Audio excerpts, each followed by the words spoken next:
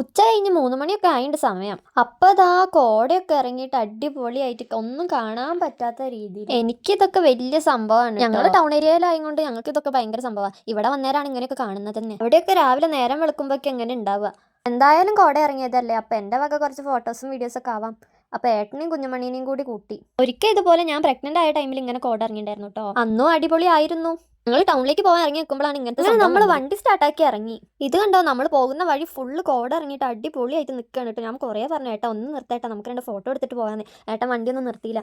ഊട്ടി പോയ പോലെ ഉണ്ട്. ഞാൻ പറഞ്ഞേ ആനപ്പാറയിലേക്ക് ഊട്ടി മാറിയിരിക്കുക തോന്നുന്നു, അമ്മാതിരി സെറ്റ് ആയിണ്ടെന്ന്.